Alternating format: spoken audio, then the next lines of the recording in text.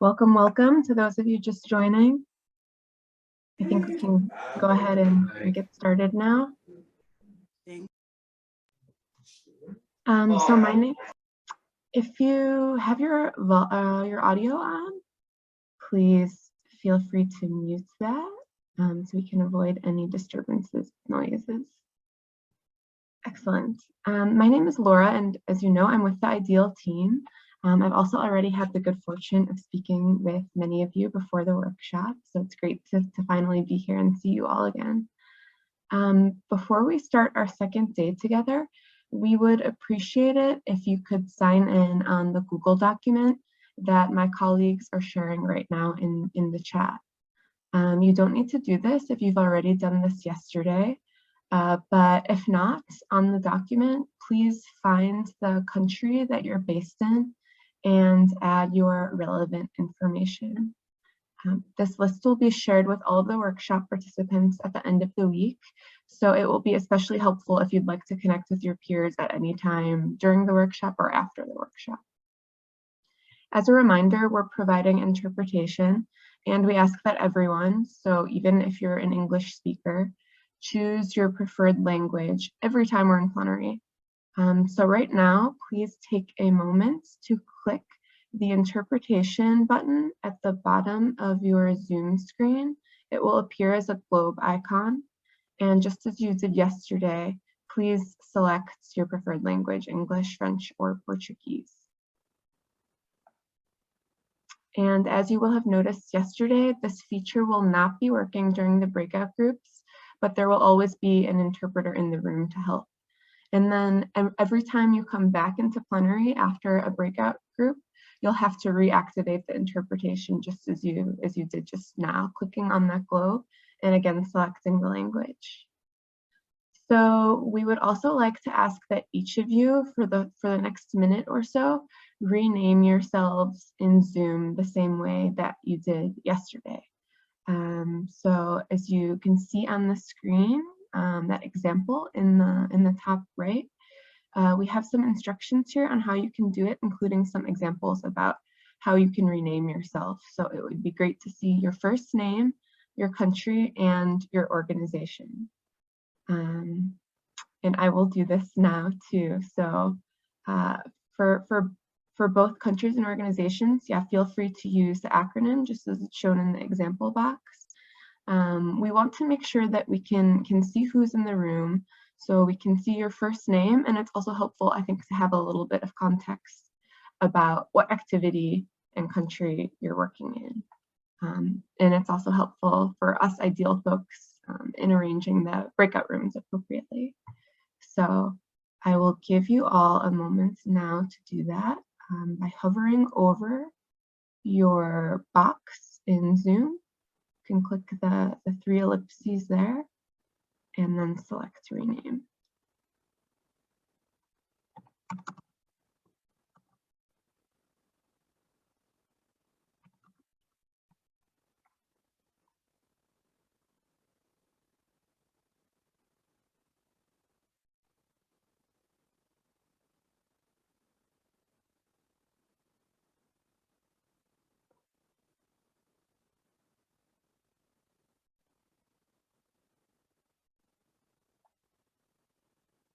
Great, it looks like a couple of you have done this. And if you need any help, don't hesitate to send a message to anyone with IDEAL in their name. We're here to help. So for the sake of time, let's quickly go over a couple of reminders for this workshop. So as we mentioned yesterday, we want to invite you to activate your cameras as much as possible. I know that's not always possible with bandwidth issues, but as much as you're able to, because it's helpful for us to see familiar faces along the way, especially when you're in breakout groups. Please also mute yourself when you're not speaking in order to avoid any background noises. During Q&A, we encourage you to participate as much as possible. Please use the raise hand function in the bottom of your screen or share your questions in the chat. I see Zeka is using the raise hand function now. Maybe one of my IDEAL colleagues can help assist him. Let's see. During tomorrow and Friday sessions, as we mentioned yesterday, there will be some dedicated time to Q&A for any topics covered during the workshop. So at that time, you can enter your questions, or at any time, I'm sorry, throughout the workshop, you can enter your questions anonymously in the document that my colleagues are sharing in the chat now. And we'll do our best to address those questions then if they haven't already been addressed. So in terms of our agenda for this week, the workshop will continue to take place at the same time every day of the week until Friday. We apologize. We know that this is quite late for most of you, especially our colleagues in Madagascar. So yeah, thanks so much for your availability. We hope to make it fun and worth your time. And each topic will be presented either by BHA colleagues or implementing partners. There will be a mix of presentations, Q&A, small group work, same kind of thing as yesterday. And at the end of each day, you will receive the presentation materials that will include links to resources and other relevant documents. So before we get started, let's briefly look at today's schedule here. So you can see the focus will be on 2 sessions. First, we'll hand it over to Lloyd for an introduction to surveys, and then the rest of the day will be dedicated to sampling. This is a session that you all indicated a lot of interest in during our interviews, so we're looking forward to really getting into that. Yeah, the participation yesterday was wonderful, so we're looking forward to another day of your excellent participation and engagement. I will hand it over now to my colleague Lloyd to talk about surveys. Great, thanks, Laura. Good afternoon, everyone. First session today, introduction to surveys. I believe this received a lot of interest because historically there's a large sampling component to an overview of introduction to surveys, but I get the easy job today because I don't have to cover a lot of the sampling, and my colleague Benita, who you'll hear from shortly, has a really fantastic and robust session on sampling. So today's session, we're going to keep relatively short. So we're going to do about 15 minutes of a short presentation.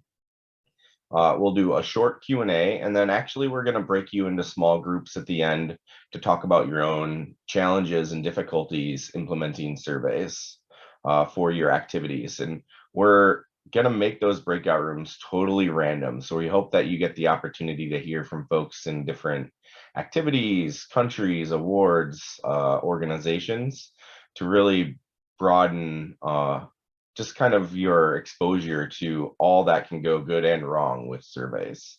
So next slide, please, Laura. I'm borrowing a page from Killian and Justin's book yesterday. So if everybody could queue up their chat box this morning and just write in, and don't hit enter yet, but write in, why do we use surveys in emergency programs? What's the purpose of surveys? Where are the places in the program that a survey would be implemented? So if you could kind of take 5 or 10 seconds here to queue that up and write it in, and then start hitting enter now. Let's see what comes up. Get a snapshot of the situation. Yes. Snapshots happen at all sorts of different places during the award. To understand prevailing circumstances, representative information, situation analysis, baseline data, absolutely correct. Access to market functionality, availability. I know it's early for us. Hopefully you all had a few coffees or teas today. There we go. Better understand needs, context. Great, Laura, if you could flip to our next slide. So yeah, I mean, a survey is just any method of collecting information, typically quantitative, about items in the population of targeted audiences. Surveys can be for, we know this, for children, for adults, for households. They can be targeted at communities, medical centers. And Laura, next slide, please. And as you just highlighted, I'm kind of skipping over. My slide got out of order. But yeah, the purpose is really to, I think the first response in the chat storm was the best, was to just get some type of information at a given time. So surveys can be very costly, counter to that second bullet point. Especially, the census in any of our given countries are very costly survey endeavors. That's why we use sampling techniques that Benita will talk about later. Next slide, Laura. Specifically in emergency programs, we see that they're used for these general 4 priorities, which you all highlighted very well. So to establish baseline values, typically of higher level outcome indicators, equally to measure these higher level outcome indicators at the time of the end line, so final evaluation values, monitoring the progress of key outcome indicators. So these could also be not necessarily outcome output. This is your routine monitoring the duration of the award. In emergency programs, this third bullet point is of utmost importance. And equally to assess the situation. So in most of our day-to-day roles on emergency programs, it's largely revolves around any plethora of needs assessment activities. So, and this comes down to targeting activities as well. So using surveys to do those targets. Laura, next slide, please.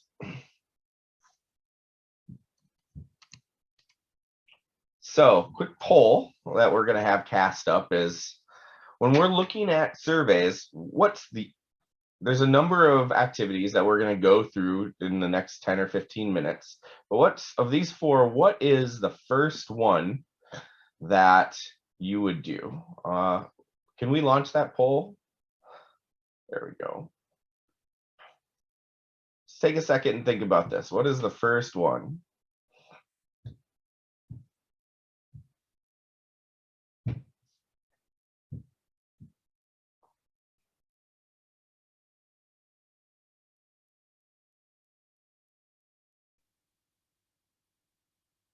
I'm going to wait until we get about 30 responses. We're almost there. I'm really impressed.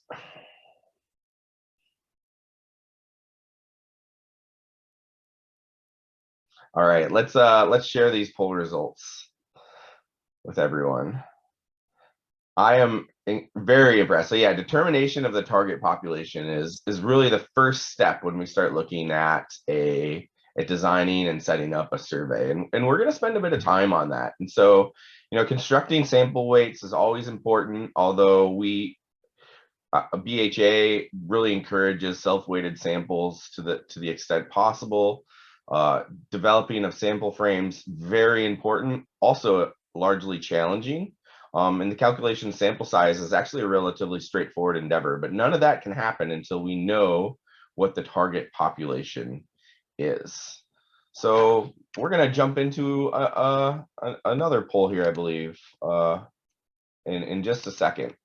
So the elements of survey design, I like to think of surveys split across 4 general phases. So there's the design that can really be done kind of by an individual or group of individuals at a desk. The preparation phase by far is the most important to ensure that a survey goes off, is implemented effectively and correctly.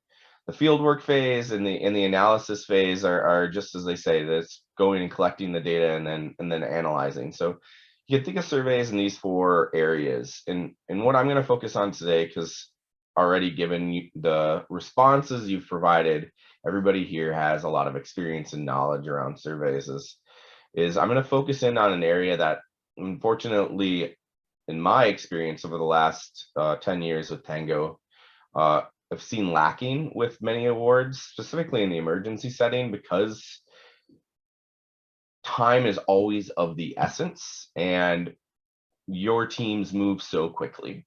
And that's really going to be around the documentation of these various steps and making sure that there's kind of a paper trail that tells the story around the decisions you make around designing a survey, preparing for the survey, implementing the survey, and the analysis.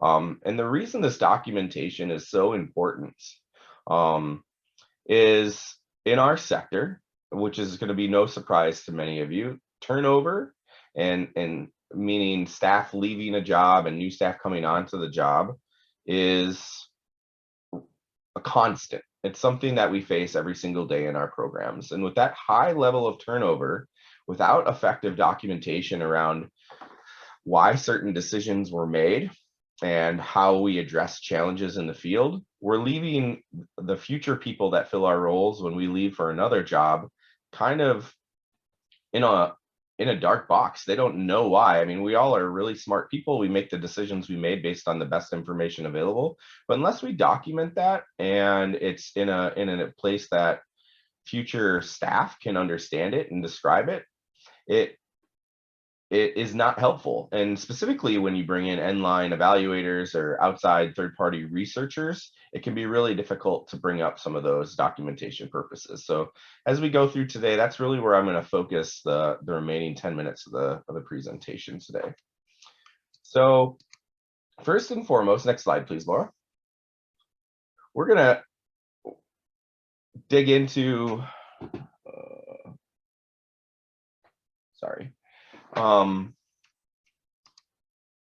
the design phase of it. So determination of the target population, super important. We're going to spend a few more polls on that, and identification of the sampling units of interest. And by that, I mean, who do we expect to see the change from the programming on? Are we expecting to see a change of individuals? Are we expecting to see a change at the household level? Are we expecting to see a change at the community level? Maybe at the VSLA or community-based organization level? Other aspects of the design phase is developing the sampling frame. I'm not going to cover that today. That's where Benita is going to work on a little bit. Although, similarly to the calculation of the sample size and determination of specific design features. Quick chat storm again. So everybody pull up your chat window. Of these 5 bullet points, which one do you think is the most difficult to complete in practice? Which one of these 5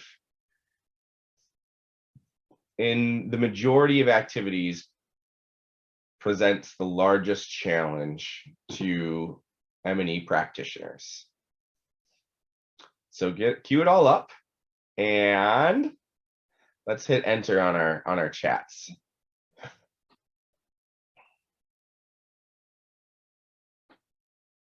Last one, last one being determination of sample design. Someone just said determination of specific design features. Who's Zim Tsitsi said developing of the sampling frame. So far, so I have to agree that development of the sampling frame is actually in practice the most difficult to do in practice. It's pretty easy to determine the target population. Third, yeah, we're all over the board here, maybe a lot of different experiences. I'll be keen to hear the difficulties in others and to learn from all of you maybe in the breakouts. But in my experience, the developing of the sampling frame is actually in practice the most difficult to achieve. So determination of the target population is very important. It's also something that should be relatively straightforward when you talk through it with your technical implementation staff. Similarly, for the identification of sampling units, calculation of the sample size, once you have your indicator of interest, it should be a relatively straightforward task with pre-created calculators to use. And determination of specific design features that can deviate a bit from survey to survey, but the development of the sampling frame is hard, especially in emergency programs. What's our list of all the names that we're going to draw our random sample from? And Benita's going to talk about this later, but every participant in the survey needs to have an equal probability of being selected. If their name isn't on that list, if their household isn't on that list, they don't have an equal probability. And so getting those accurate lists can be incredibly difficult. I'm sure we've all faced scenarios where we've had 50 different Excel sheets, all formatted a different way, so 50 different ways, and somehow we have to combine all of that into one sampling frame to draw a sample from. It's a tedious and long and difficult endeavor. And so this is where really back-end good Excel or spreadsheet practices can save hours, if not days, of staff time. So designing of the sampling frame is something we really have to spend some time with. All right, next slide, please. Let's spend a little bit of time on determination of the target population. So we're going to have a couple polls here. So the first poll: in the aftermath of a major flood, BHA awarded an emergency program to World Vision Bangladesh. The program was designed for 18 months and targeted 20,000 flood victim households in 120 villages. The market assessment indicated that the basic commodities, including rice, vegetables, and fish, are available in the local and regional markets. The activity was designed to transfer cash to enable target households to buy food. The activity will also provide seed vouchers to the target households so that they can restart agriculture. You are reviewing the M&E plan. What would your technical advice be? Should you do a population-based survey, or should you do a beneficiary-based survey or participant-based survey? Those are just synonymous, beneficiary-based or participant-based. So let's spend some time looking at that one. See a number of responses coming in.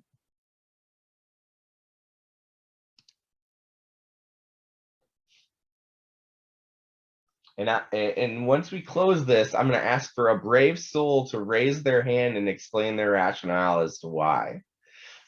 So if you're that brave soul, get ready to raise your hand for me. All right, let's close the survey, Suzanne. So we've got about 2/3 correct. So beneficiary-based survey is the correct answer.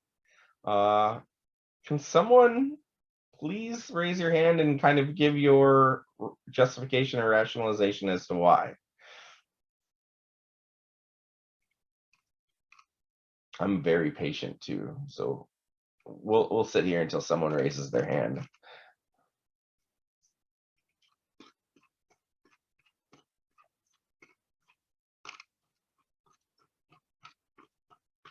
Be brave.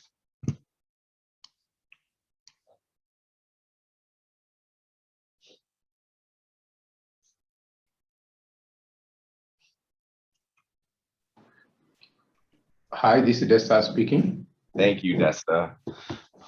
I think here, the intervention is focused on, the beneficiaries, specifically those who are affected by the flood, than the whole population.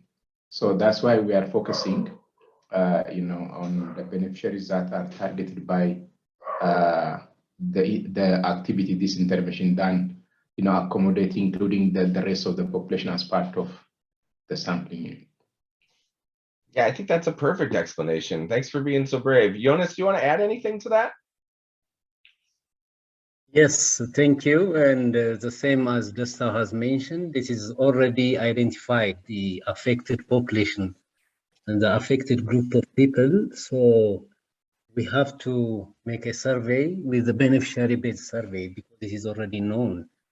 That's why I'm adjusting. Thank you. Yeah, absolutely correct. I mean, I think a good way to think about it is, where do you expect the change to happen? Is the change going to happen only for those individuals, households that the program is interacting with, or do you expect significant spillover into the rest of the community? So if you were doing market level interventions or maybe infrastructure level interventions around WASH, there'd be a greater reason for a population-based survey across all the communities that you're engaged in. But if you're targeting only specific households with household or individual level interventions with relatives low expected spillover, it would not make sense to do a population-based survey. Equally, there is intrinsically an element of protecting your program, where you don't want to, many activities don't want to do population-based surveys because they're fearful that by including non-direct beneficiaries in the survey, they're going to dilute their results or dilute the impact of the program. As a researcher, I don't quite buy that one quite as much, but I know it's a very relevant concept that we all think about because we all want to have high performing programs. Laura, let's go up to the next poll now. Here's another example. So in Swaziland, BHA awarded a multi-year food security activity targeting extreme poor households. The intervention package includes a $300 asset transfer to each target household, $20 consumption support per month for 12 months to the target households, and individualized SBC sessions to help develop a household level business plan, infant and young child feeding practices, and climate smart agricultural techniques. The activity also plans to start savings and loan interventions with the target beneficiary household. You are the M&E lead for the activity. Your chief of party asked you to design the baseline survey. Which one would you design? Let's launch that poll.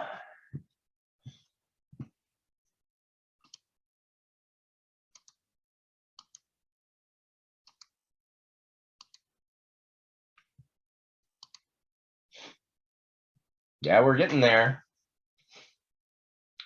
All right, poll results in. It's about 3/4 to 1/4. So we still have about a quarter of the folks who feel this is a beneficiary-based survey. Is there anybody that wants, so in my opinion, it would be a population-based survey, but I'm keen to hear from anyone that would like to argue the alternative for the beneficiary-based for the beneficiary base, or I'm sorry, I'm confusing myself now. I would argue that it's a participant beneficiary based survey, but the overwhelming majority of the room said PBS. Who wants to argue for the PBS?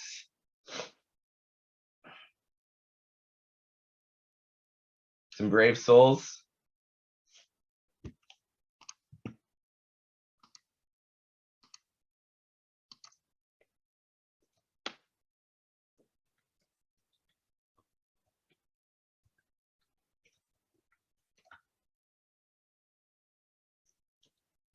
Jonas again.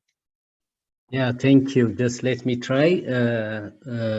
Why I decided to make the population-based survey is because it is a multi-year food security activity, and there are lots of programs that will be implemented under this project, and that will address many people.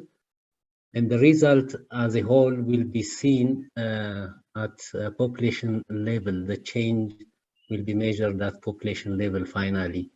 And the targets, yeah, there are many target groups. So that's my reason. Thank you. So I'll push back a bit, and then Destau, maybe you can add on. Where do we expect to see any of these interventions spilling over into other households in this community? Destau, why don't you dig into that? Yes, yeah. That's true. Destau? Yes. Just to add on that, you know, one of it is multi-year. That's good, as Johannes said. But the activity is targeting extreme poor households. I mean, you know, what do we mean when we say what is the scope of extreme poor households? You know, because so that it gives you a broader room. You know, whatever you do, there is a spillover. I mean, you know, within and without those target areas. So I think that's one. The other thing is, you know, there is no clarity, like clearly defining our, you know, beneficiaries, you know, with a boundary, so that such type of interventions can go beyond, you know, participants' survey, because it has a spillover of effort. condition for other beneficiaries who can be indirect beneficiaries that will be benefited from such type of intervention. Okay. I hear the rationale as I read through these interventions of cash transfers to household, to targeted extreme poor households, the community-based organization targeted at, so the start savings and loan interventions with targeted households. The opportunity for spillover to neighboring households, I'd argue, would be quite limited. And so doing a population-based survey here may not be in the best interest of the award or for overall learning and research of the award in those interventions. But I hear what you're saying, and it's always possible to do subsamples in strata. Let's do one more. Pull forward, Laura.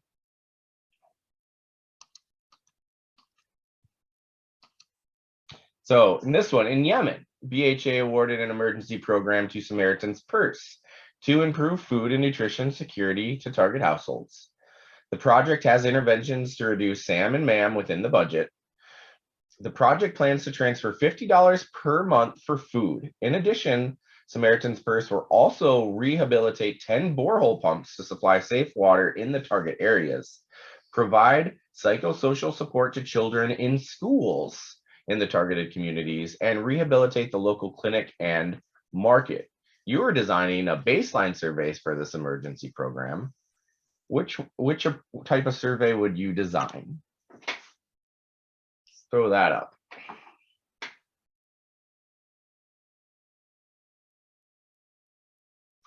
Ooh, we were almost 100%, and then one person threw one over. 2 people. We're getting there.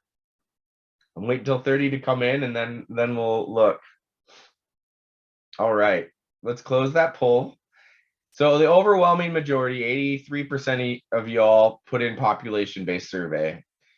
That's absolutely correct. And in contrast to the previous example, there's community-wide interventions or activities here. So the borehole, education in schools, psychosocial support for schools, the rehabilitation of the local clinic.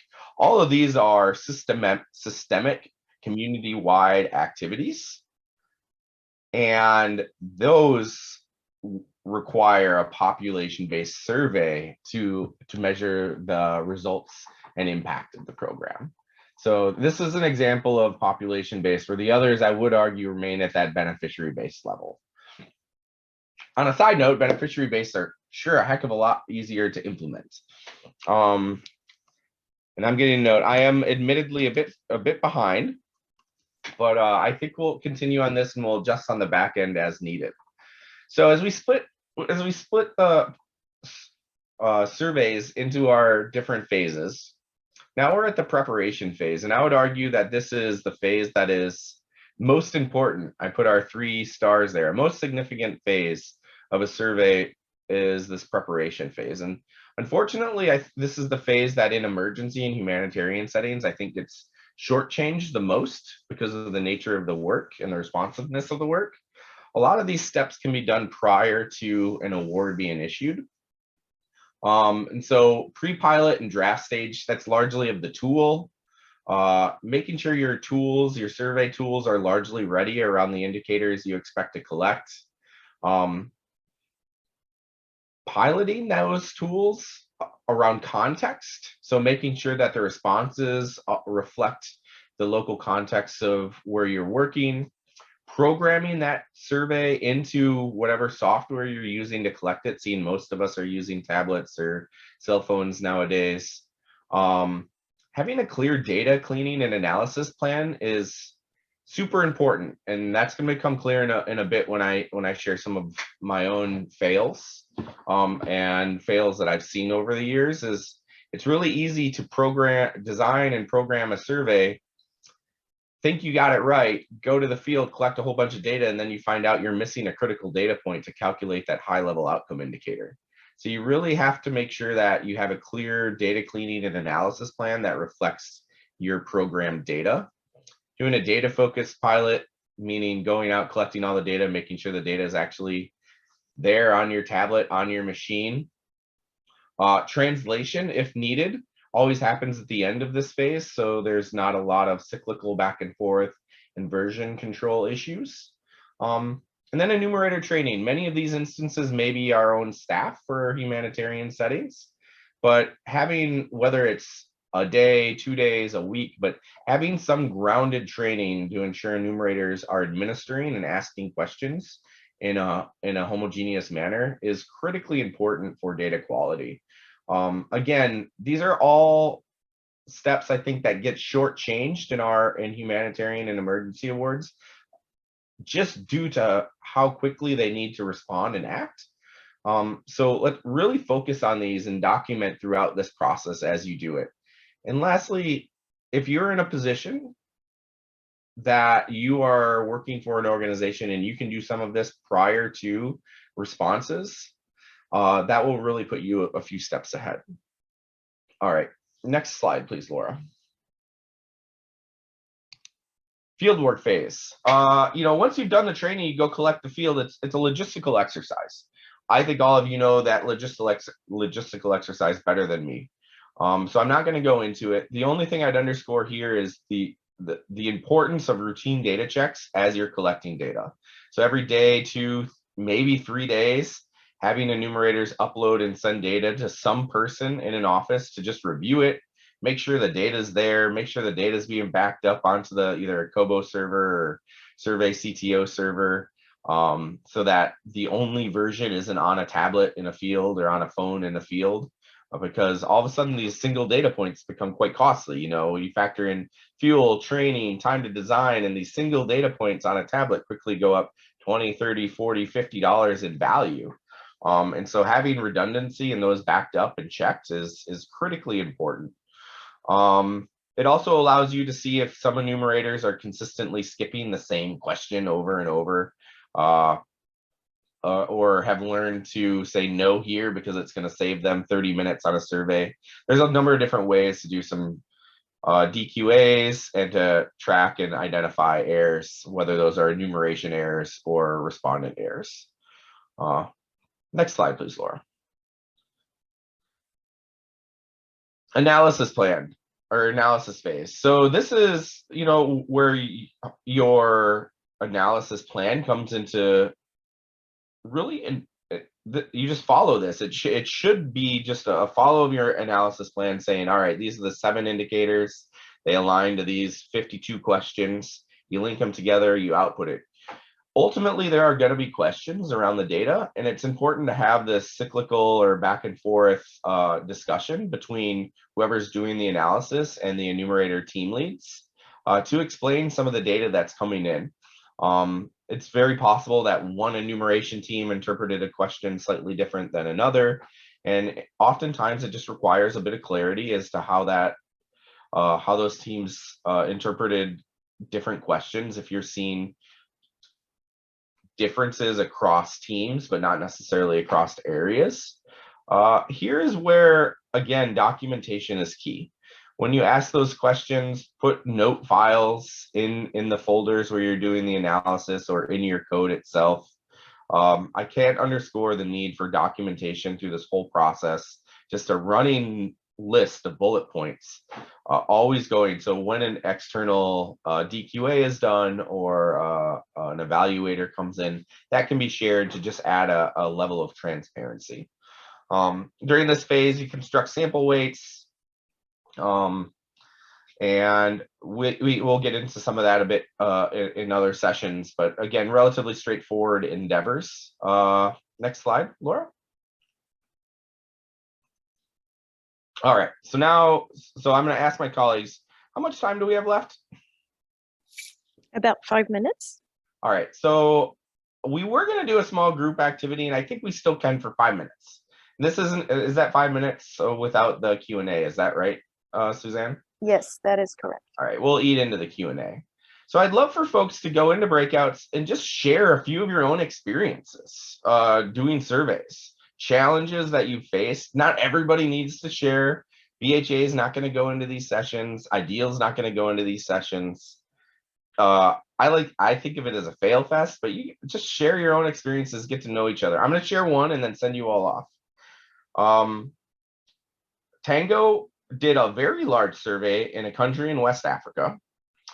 We went through all of these processes. This was not for emergency programs. It was for a development program.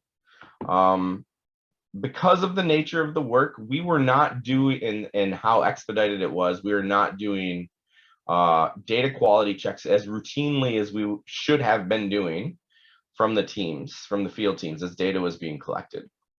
It was being uploaded to the server, or we were being told it was being uploaded to the server, and we did not have staff to do all of the checks as they were being uploaded. The contract with our enumeration partner ended, and that enumeration partner took it upon itself with all the best intention to say, hey, we're going to clean up our tablets and get them all factory reset for Tango so we can give it back and they're in good order. So they did that for about 15,000, and as a result, we lost about 15,000 households surveys. It was an incredibly expensive and difficult mistake to overcome that would have been avoided if there was just routine data checks going on and better internal SOPs happening. This happened about a decade ago now, and it's something that we as a firm learned a ton from. It was expensive and difficult, and in the moment, it was something that we thought was kind of world-ending for us. So, I mean, mistakes of all levels happen, and it's just the reality of where we work. We've learned a lot since then. We implemented really stringent SOPs after that. But yeah, huge mistakes happen. So that's my personal fail fest.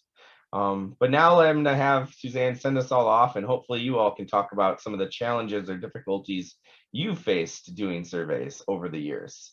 So Suzanne, why don't we send everyone off into breakouts for the remainder of this session? We'll cancel the Q&A until later in the day. Ensure that you hear the translation as well. With that, I'm going to hand over to my colleagues, Laura Zilmer and Benita with BHA.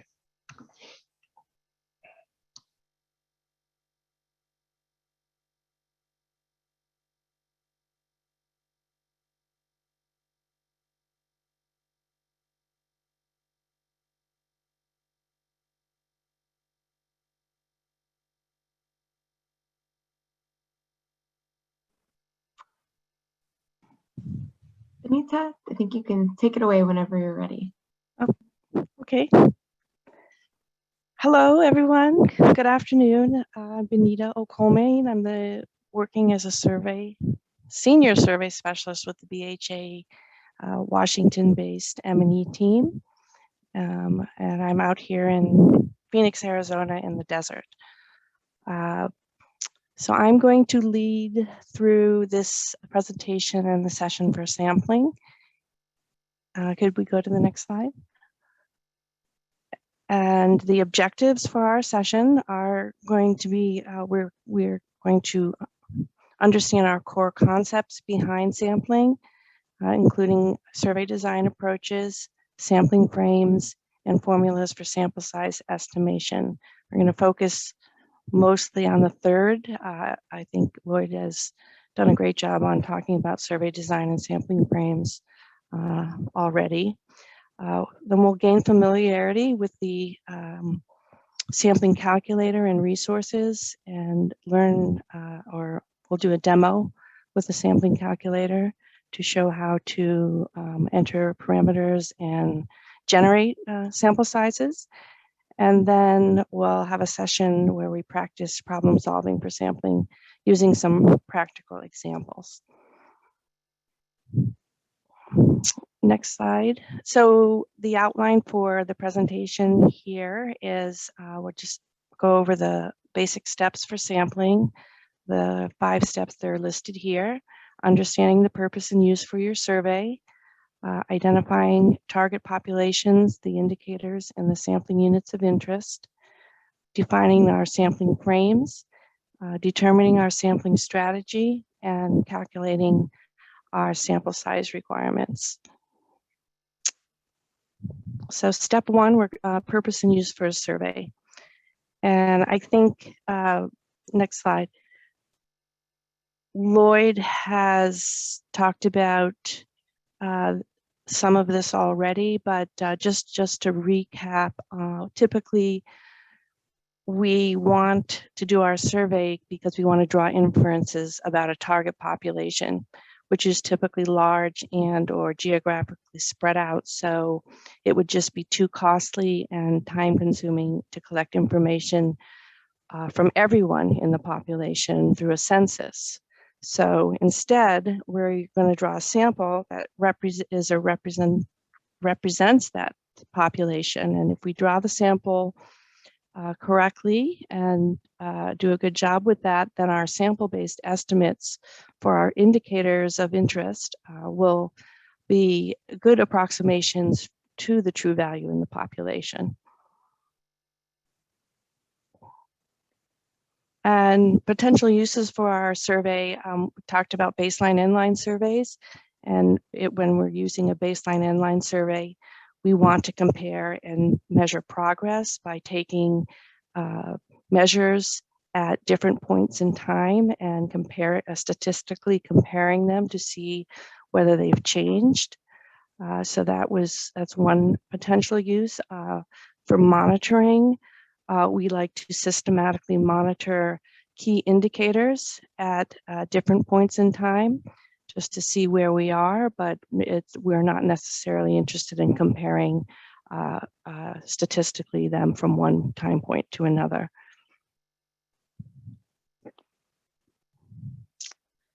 So next steps, target populations and indicators. So I guess the most important part of this is that we need to make sure we have our proposed interventions. It could be just one or it could be several, but we need to know what they are and what the population group that we are targeting with those interventions. And then we need to identify the indicators that we want to measure.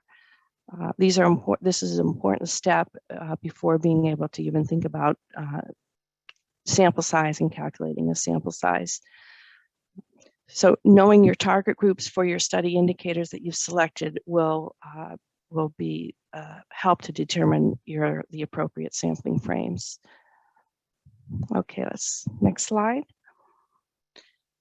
So BHA's Emergency Application Guidelines, Annex B, is our indicator handbook for emergency activities, and the handbook outlines all of the indicators that can be used for each sector. Some are required, some are not.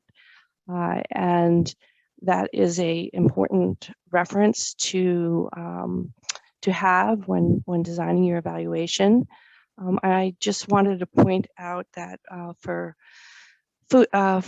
interventions in the food security sector, we have a approach of collecting three and requiring three indicators: the food consumption score, the reduced coping strategies index, and the household hunger scale. They all measure different dimensions of food security, and the same sample can be used for all three. And so we like to collect all of those for food security.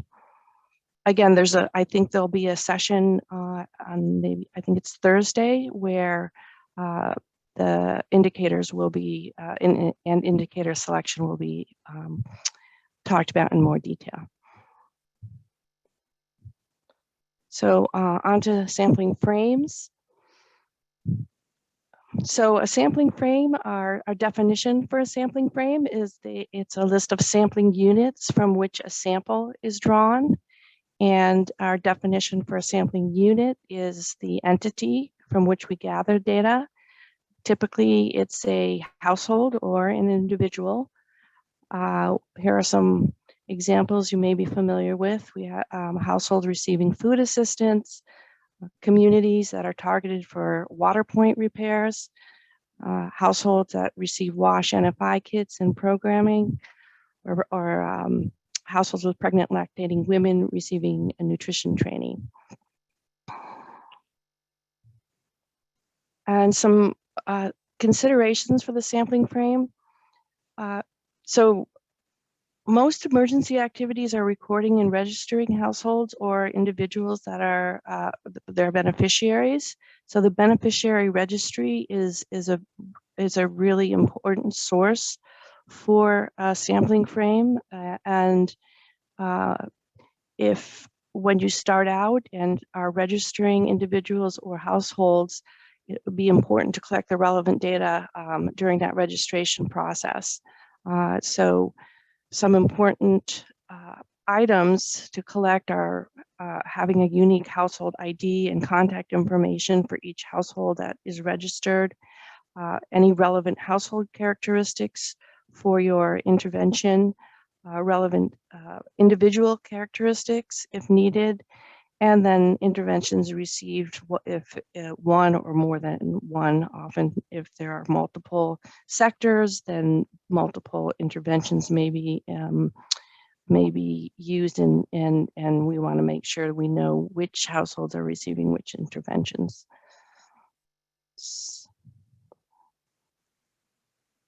Next is sampling strategies. So on this slide, I've listed several different sampling strategies. These are ways that we can select our sample. All of these are covered in more detail or in detail in the Annex 6 of the M&E sampling guidance. But just quickly to go over them here, we have a one-stage simple random sampling where we just have a list of all of our sampling units, and we randomly just pick from those units the ones that we want to sample.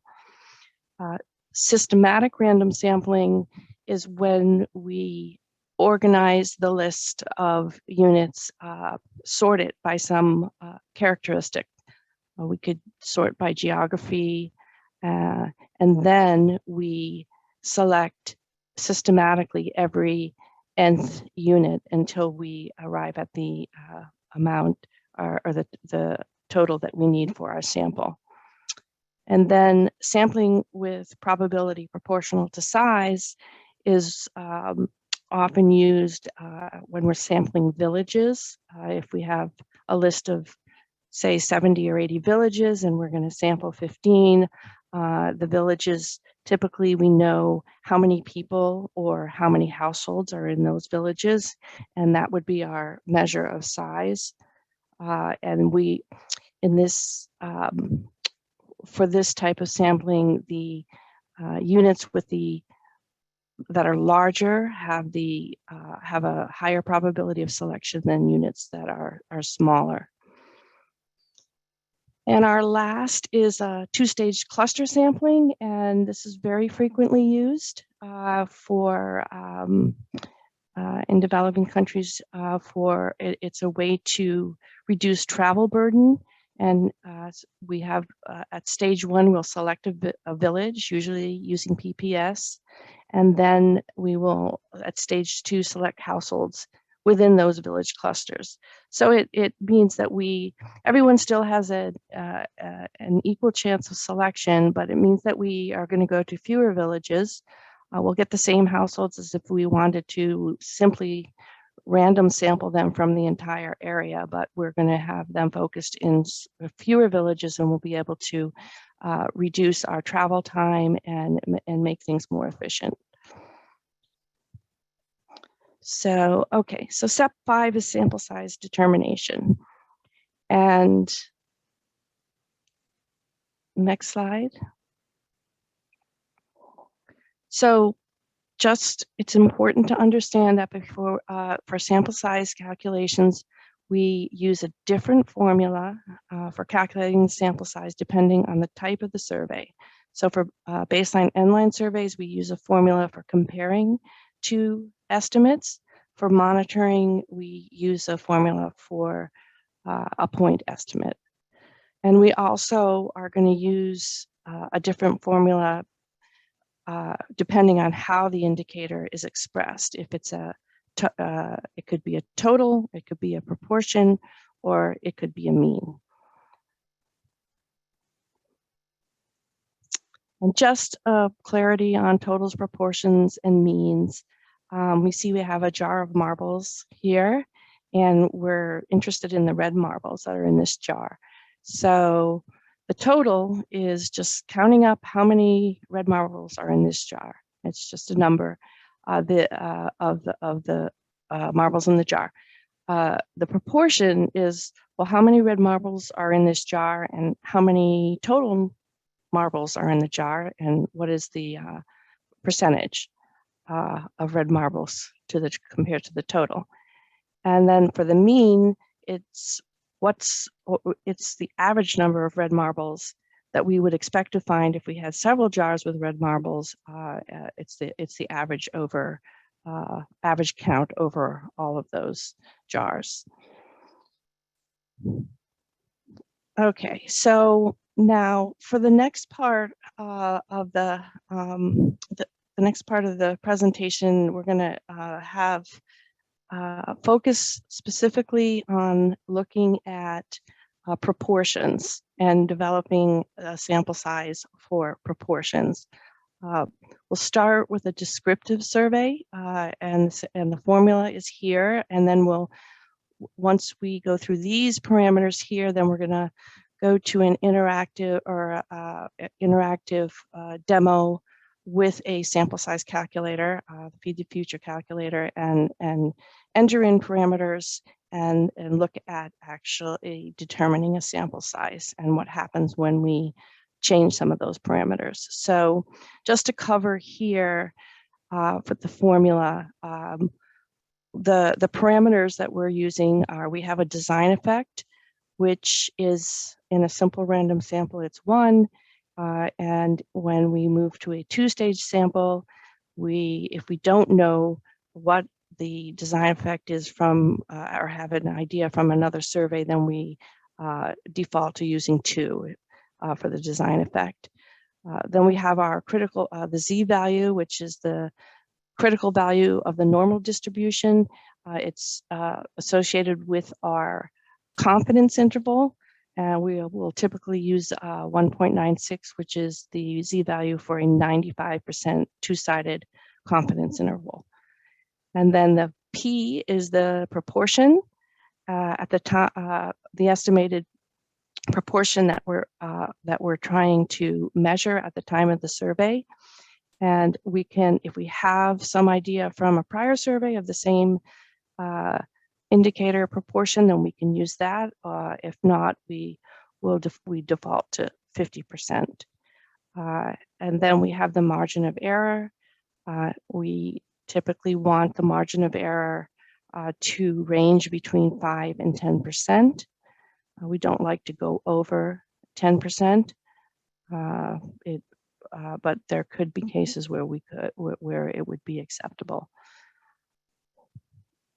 Okay, so now here we have this table is showing us these parameters that we just talked about for an indicator S7, which is the percent of beneficiaries reporting satisfaction with the quality of the received shelter and settlement non-food items. And we are going to now open up, Laura, if you can open up the sample calculator, and we'll provide a link to this at the end of the presentation. But before we actually start putting numbers in, Laura, I just wanted to explain the tabs on the bottom. So there's different tabs here on the bottom. I don't know if you can see them. The first is just some instructions, and then we have comparative for proportions, comparative for means, descriptive for proportions, and descriptive for means. So there are others here, but we're going to focus on these first. Since we're focusing on proportions, we're going to use tabs 1 and 3 for the demo. So Laura, if you could go to tab 3 for the descriptive for proportions.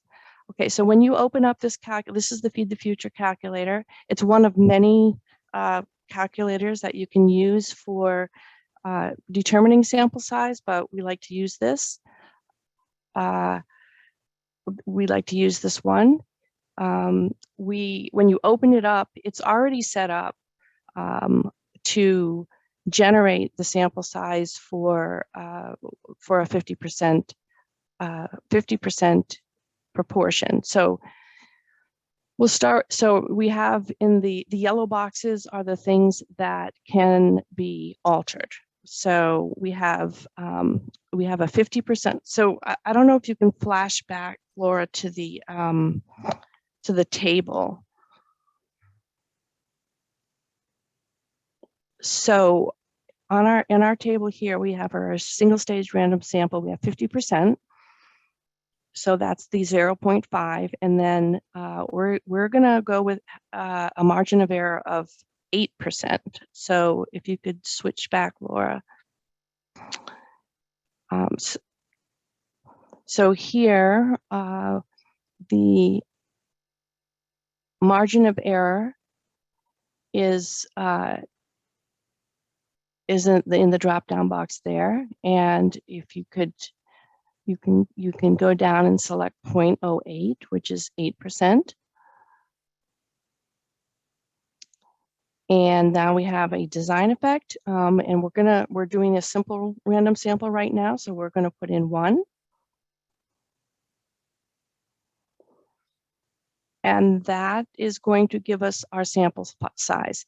Now the alpha, which is 0.05 up the other yellow item, which is 0.05, we're not gonna alter that. We like to stick with a 95% confidence level. So we're just gonna leave that alone. And so our initial sample size is 151, say, households for this indicator.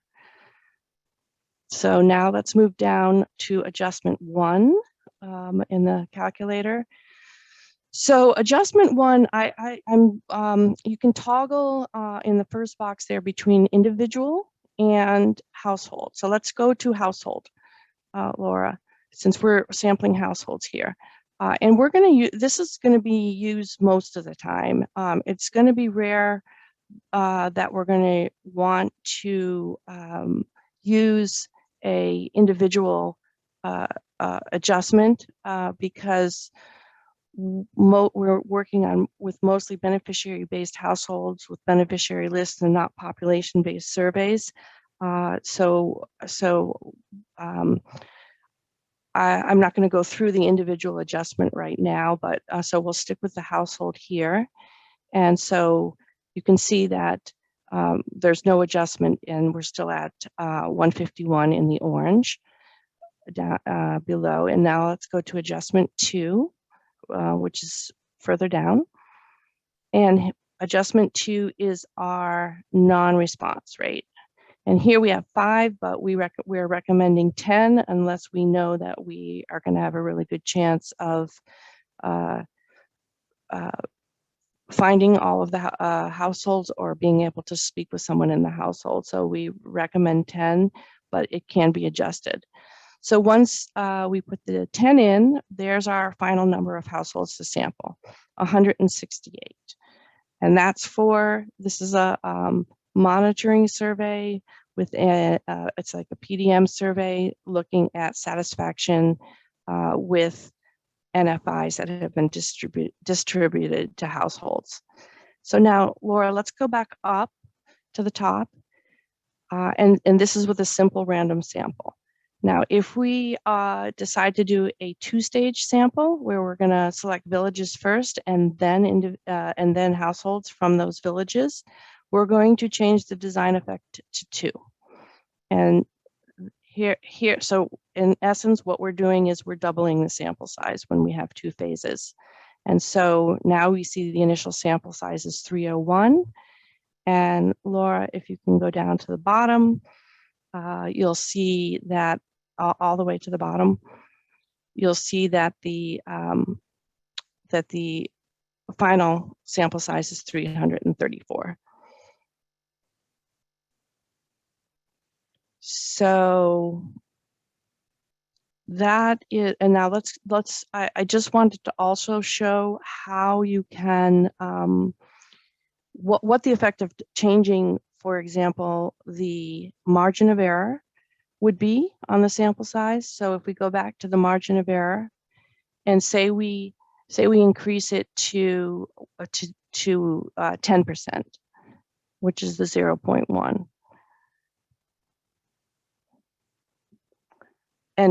And let's, so now for this two-stage sample, we now have dropped our sample size to 193, and with the non-response, it's going to, the total sample, let's go down to the bottom, is going to be 214. And if we were to lower it below 0.08, then we're going to get a higher sample size. So that's the effect of changing the higher sample. So now we're up to 854 if we were to go all the way down to a 5% margin of error. And lastly, just if you could go back to the top, Laura,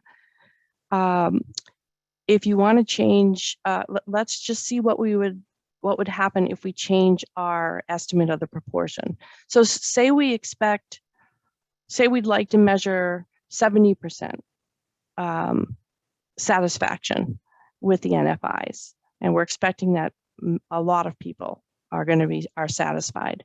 So we put in the 0.7.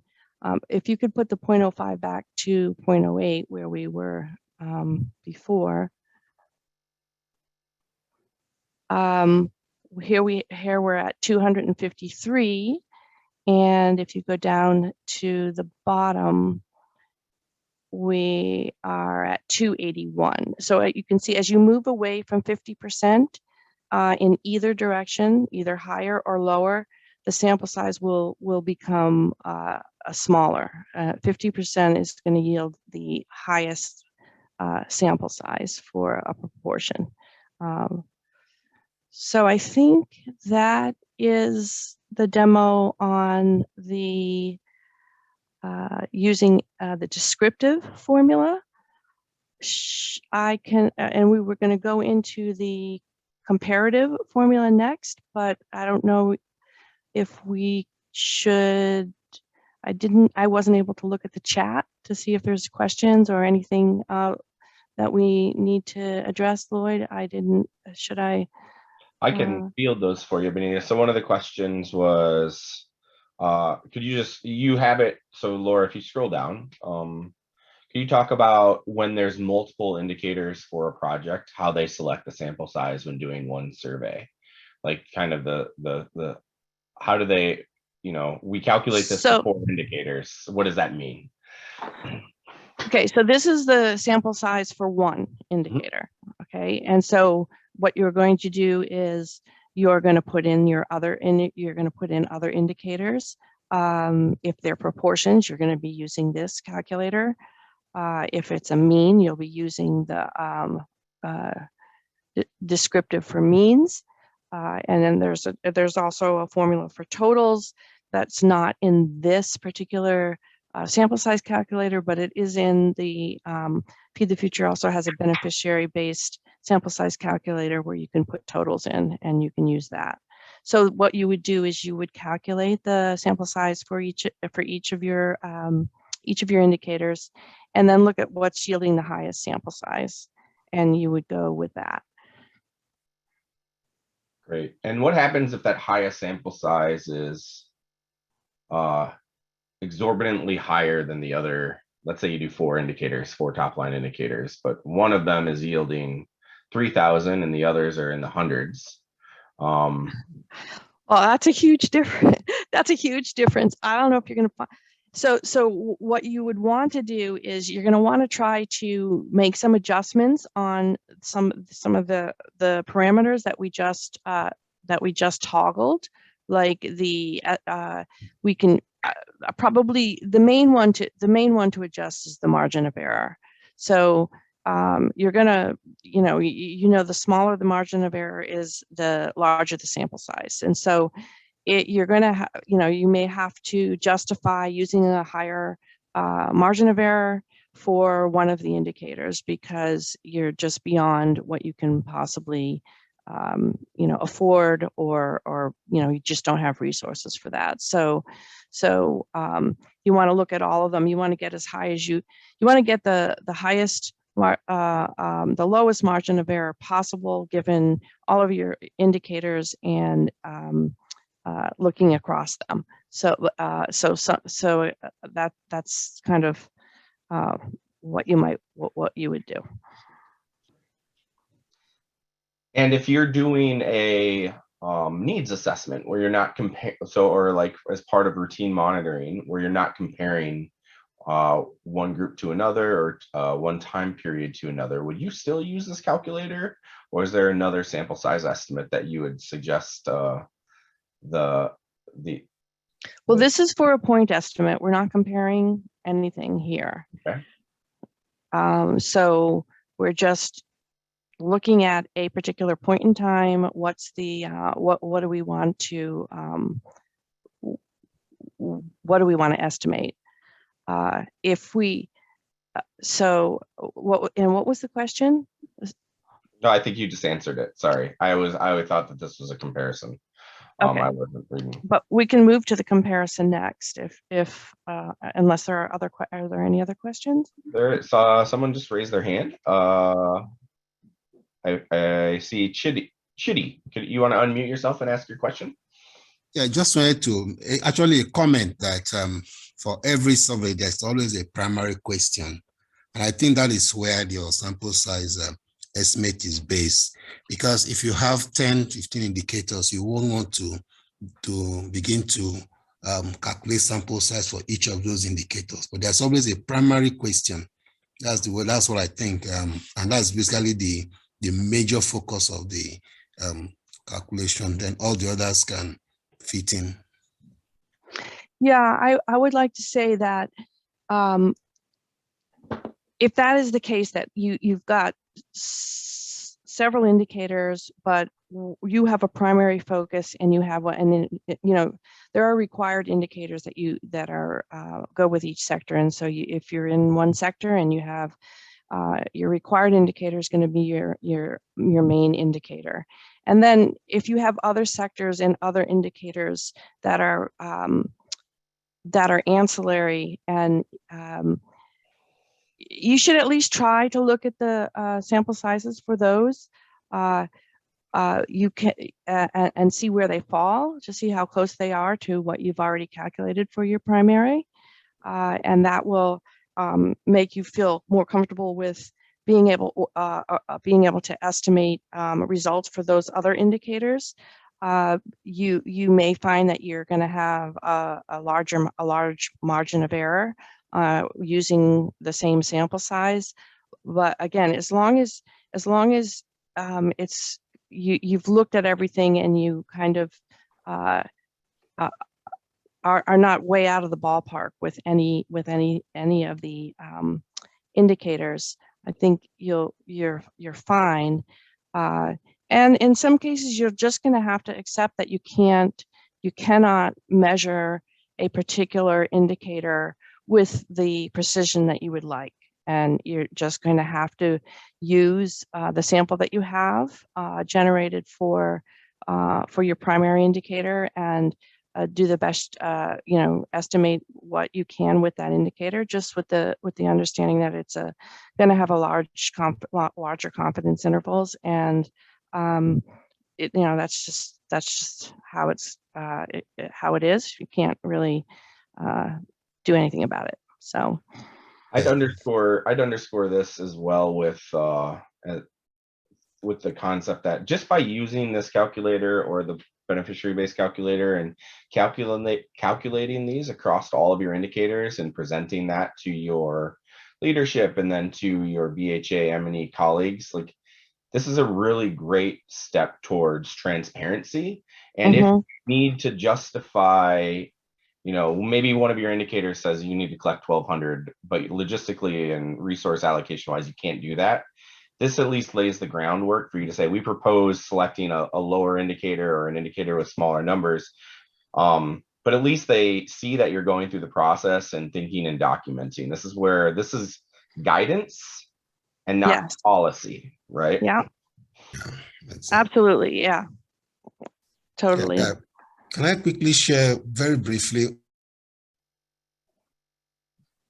You know, when you think the sample size is not enough for a particular indicator, post hoc, you can actually calculate the power that, especially if a particular indicator becomes an issue. So post hoc, you can calculate the power based on the sample size that you got, and that can actually help you to determine whether, well, did you have enough power to answer whatever question that indicator was supposed to answer or not, just in case somebody is having a lot of issues with so many indicators with and the sample size challenges. So you can actually look backwards after, but yeah, just to add up to what has already been mentioned. Thank you.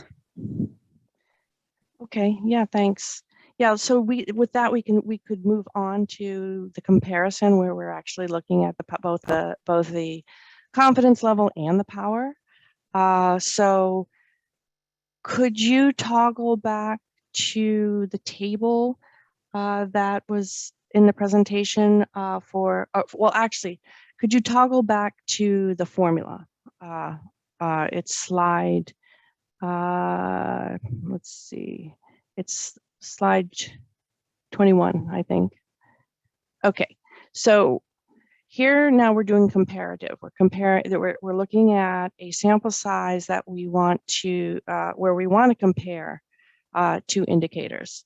We want to compare an indicator taken with a measurement taken at baseline and then a measurement taken at end line. And so just to go over the parameters very quickly, we have a lot of them are similar. The delta for the denominator is our level of change that we're able to measure, or that we would, it's our target that we're looking to measure. And so it's P1 is our baseline. P1 is our baseline proportion. P2 is our end line proportion. And P1 minus P2 is the amount of change that we're looking to see in that particular indicator. So P bar below here, P bar is just the average of those two, baseline and end line, and that is shown up it's from the first component of the formula. And then we have our Z values. The Z value for a 95% confidence interval is 1.64, and we're using that along with that average P bar. And then for our power, it's our Z1 minus beta. The beta is the power, and we fix that at 80%. And the corresponding Z value for that is 0.84. And these two parameters, we like to hold these constant. These are very commonly accepted parameters for probability surveys, which we don't really want to alter. If we're looking to change the sample size or modify a sample size, we want to alter. What we want to alter is our delta, so that that's the main thing to alter when we're looking at a sample size that's huge and we say, hey, we can't do it. We would prefer to look at, okay, so what are we going to be able to, what effect size are we going to be able to measure? We're going to have to change our desired effect size. So anyway, okay, so let's move to the table next, Laura. And here's a table with similar proportion, similar parameters. as we had before, we have a single stage simple random sample in the first column, and then we have the 2-stage cluster sample. In the second column, everything is this, we are using the same parameters, but we're just the design effect is changing. And here, the indicator that we have here is the percent of households with a poor food consumption score. So let's move to the sample calculator, Laura. And we're going to go to tab 1, which is the comparative for proportions. And when you open up this tab, it will have in here all of the parameters that we had in that table, the 0.5, 50% for the baseline, a 10 percentage point change. We're looking at a decrease in the percent of households with a poor consumption score from 50 to 40%. That's what we'd like to be able to measure.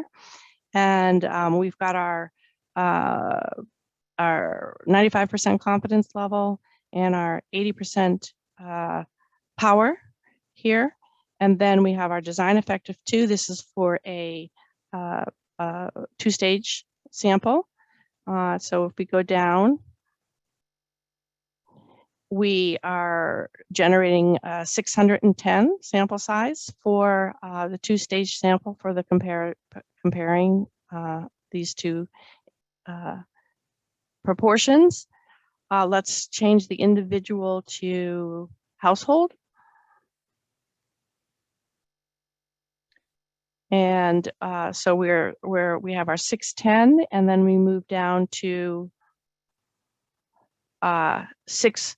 We have a 5% here non-response rate, so that yields our sample of 642. If we increase that to 10%, as we had in our table, we're up to 678. And so these sample sizes are the sample sizes that you see in the BHA guidance. These sample sizes, this 678, we rounded to 680, and for the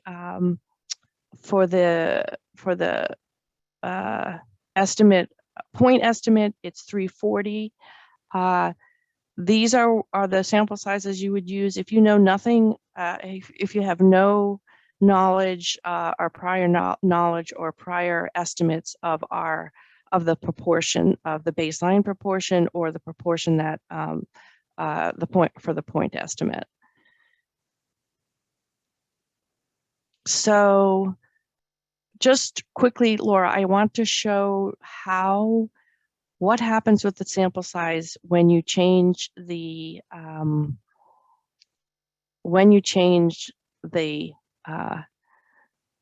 proportion at time 2, which is basically the effect size. So say if we go up to, so say we want to, because there's it changes pretty dramatically. If you go to, say we had 50%, and we're going to look at say a 15% change. So say we're thinking that, our intervention is going to work really well, and we're expecting to see a 15 percentage point decrease. So let's put in 0.35. Okay, leave everything else the same. And so look at our sample size now. We went from, I forgot what this number was, but let's just go to the bottom. We went from 680 down to about 300. So the larger the effect size, or the larger the change, the smaller the sample size. Now look what happens. Let's just go back up, Laura, and put in, say we wanted to detect a really small change. We went from 50% to 45%. That's only a 5 percentage point change. Let's see what happens. So wow, the initial sample size is 2,465, and the final number with the adjustment for non-response is 2,739. So you can see that the smaller the difference between the baseline and end line change, the sample size it gets much bigger. So I think that's it for the demonstration. If you want we didn't do a simple random sample with the comparison. Let's just quickly put in those parameters. Those were all in the table that were in the table. Your basic parameters. We had 0.5, 0.4, and just change the design effect to 1. So with a simple random sample, we're at 305, and our final sample size with the non-response adjustment is 338. So it's half of what we had with the 2-stage sample. So I think where are we on time? Where are we on time? I think that's the end. That's the end of the demo. Were there any questions? Any further questions now? Let me check. Looking at our time, we have time for Q&A. There was a number of questions in the chat. I was doing my best to address them, Benita, but I think it'd be benefit for your input. So one is, do higher sample size give any different results, thus knowing the point of saturation of sample sizes? What?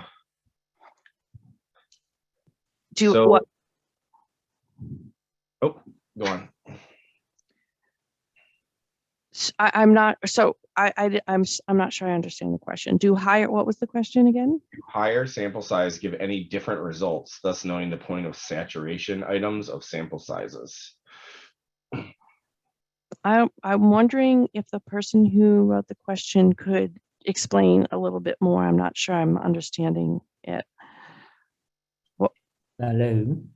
Yeah, Trust. Thank you. I'm the one who wrote that question. In fact, my point is, if we raise the sample size, does it make any difference, even if we have like the minimal kind of sample size? If we increase, does it make any difference in terms of the results that we get? Or So it only increases in terms of the cost that we put in terms of that particular survey?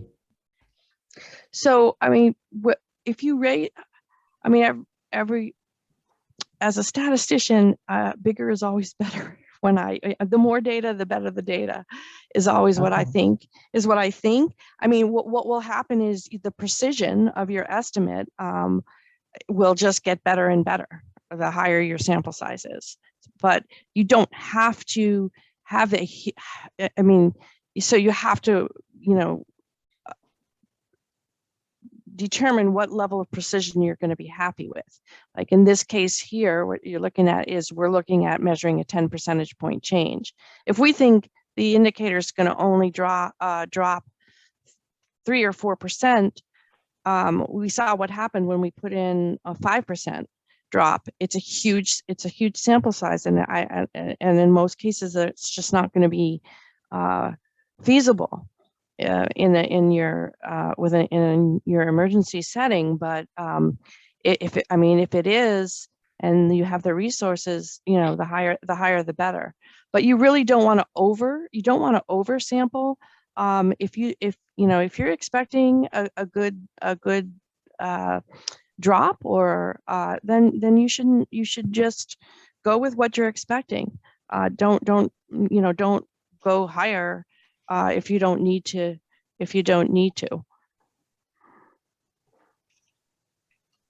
So another question we have was from Josephat, and Josephat, maybe you could explain your question a bit more. You started it with, could you define estimate of proportion for clarity's sake? Are we talking about like this here, the estimate of proportion at time point 1? Is that the question? Josephat, are you willing or able to come off mute and clarify? I mean, I think I understand the question. The estimate of the proportion is basically what you think that proportion is when you first start out at baseline. So, and if you don't know or have no idea based on, and you should have if you're going to use a proportion other than 50%, then you should have a reliable source to say, oh, we're expecting that it's going to be, say, 30%, for example. You should have a reliable source for that.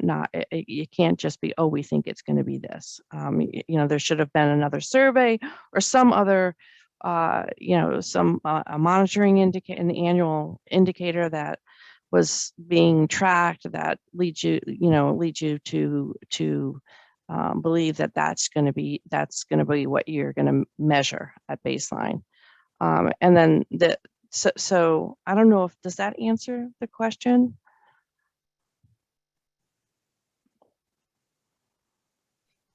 For whoever, hopefully that answers the question. And the last question, I think we've somewhat covered, but maybe if you wanted to illustrate it again here, specifically when looking at comparing of two different times or groups, is the challenge is to calculate 4 indicators with small expected changes that comes with large sample sizes, which is expensive and time taking. What do you advise on that? So if you've got 4 indicators and you're only expecting small changes from baseline to end line, if you can't, you're bound by what's feasible with the resources that you have for your project.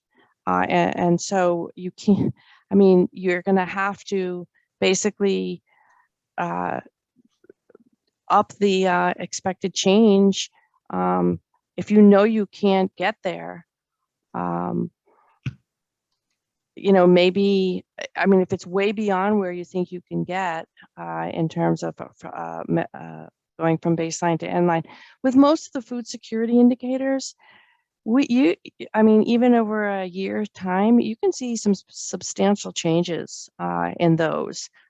So I'm not sure which indicators you're talking. I guess that would be something to maybe discuss with BHA, your M&E advisor, to see what might be a course of action that would work well.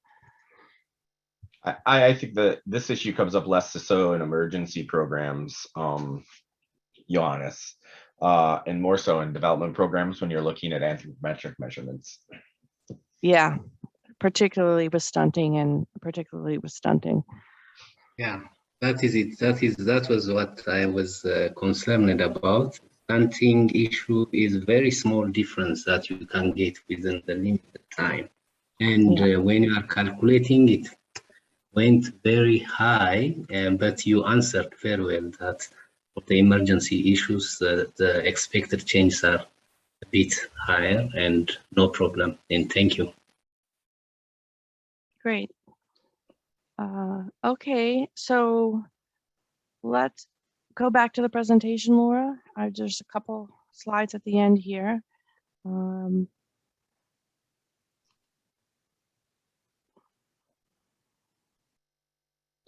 So now that we've seen how to use the sampling calculator, just to recap, if you have estimates of your baseline proportion or your a reasonable estimate from a reliable source of your proportion, either your P for your descriptive or your P1 for your baseline, you should use those because they may yield a smaller sample size than using the 50%. If you need to alter your sample size, you can adjust your acceptable margin of error for your descriptive or your expected change for your for your comparative calculation. And then your expected non-response can also be adjusted based on what experience you have in your intervention area and what you might expect in terms of being able to access households or the individuals to survey at the time of the survey. The confidence level and the power, those are the Z values. We should hold those constant.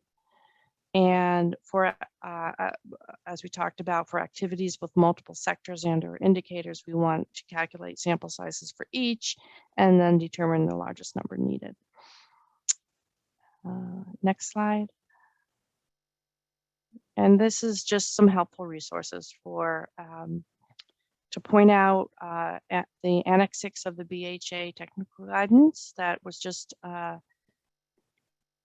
revised slightly in December, which is out on the USAID site now.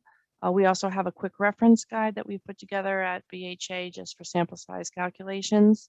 And then these other resources here are the 2 Feed the Future sampling guides, one for population-based surveys, one for participant-based surveys. They're very heavy, very long, very detailed, very in-depth.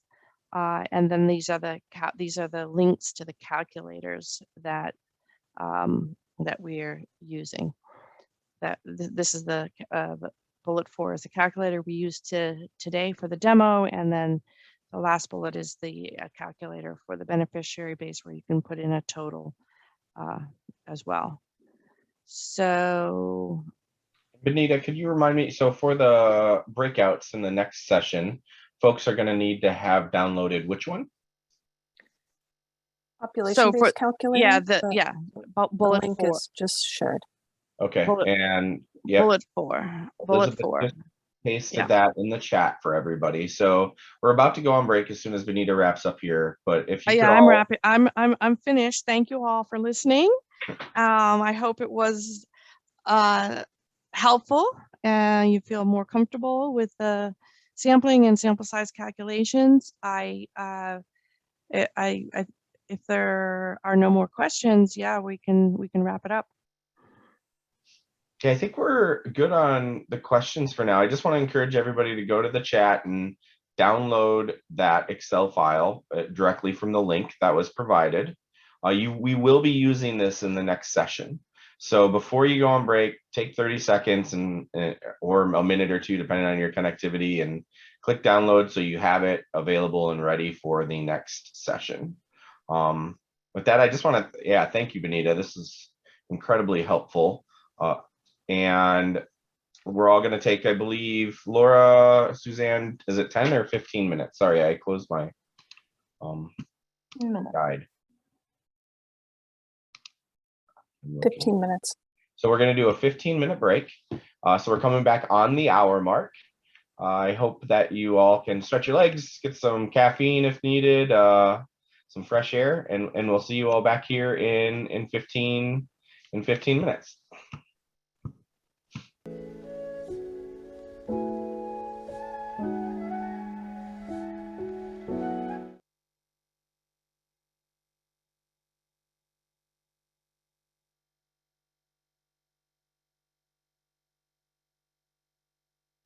Hi, everybody. Welcome back. Hope you had a nice 15 minutes there.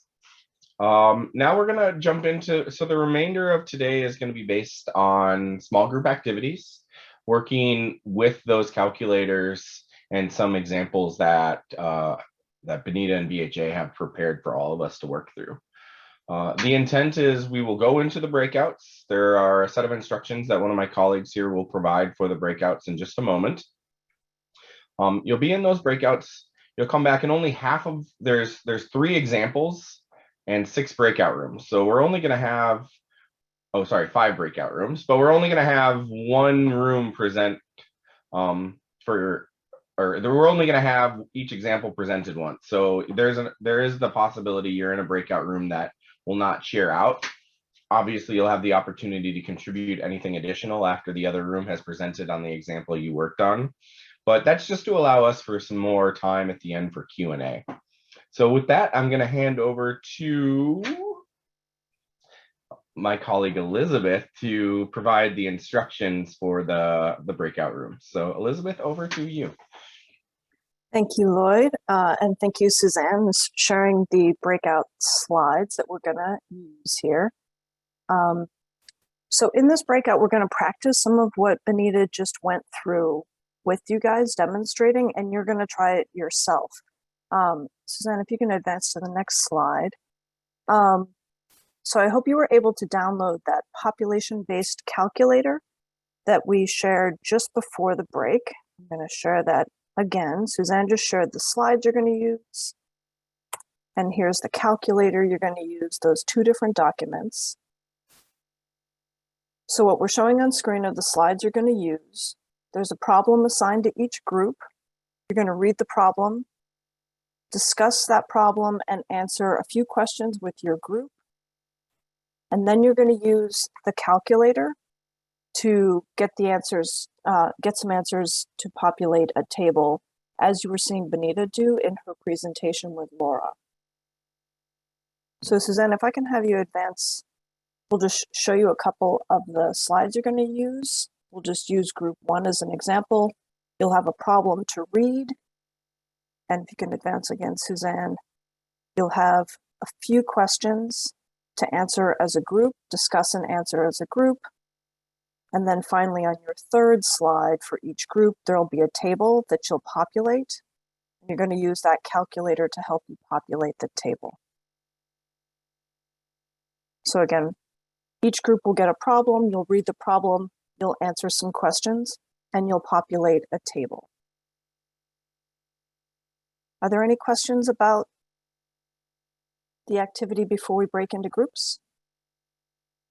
Suzanne, maybe you could just tell them how they're identifying which problem they're using in the PowerPoint. Actually, you're, oh, sorry, go ahead, Suzanne. No, I was going to ask you if you wanted to explain that, or should I? Sure, there'll be a moderator in your room, and your moderator will tell you which slides you're using based on your room number. So, so you may notice in past Zoom meetings, when you go into breakout, there will be a number in, I believe it's the upper left-hand corner, that'll say room 3, room 1, room whatever. So we've those group numbers and room numbers relate to the slides you use. Yes, and just to add quickly that group number 4 will be speaking in French, and group number 5 will be speaking in Portuguese. So as Elizabeth just said, as we open up the groups, your moderator will let you know exactly which slide to connect to. But the 3 first problems are for group 1, 2, and 3, which will be conducted in English, group 4 in French, group 5 in Portuguese. Great. Any other questions? I have a question. One, we'll have problem 1, group 2, problem 2, and group 3, problem 3. Is that, how do we know which problem the group has? It'll be on your slides, and your moderator will show you that. But yes, you are correct. Group 1 has problem 1, group 2 has problem 3. Sorry, group 2 has problem 2, group 3 has problem 3. It'll be on your slides. Thank you. Yeah.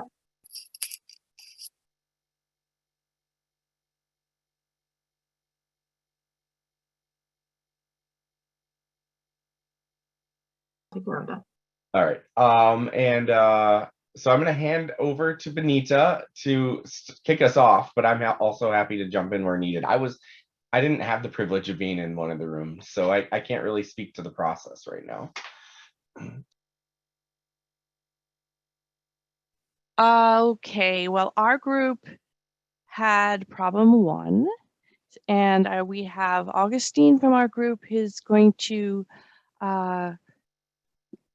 go over the problem and the questions and our responses.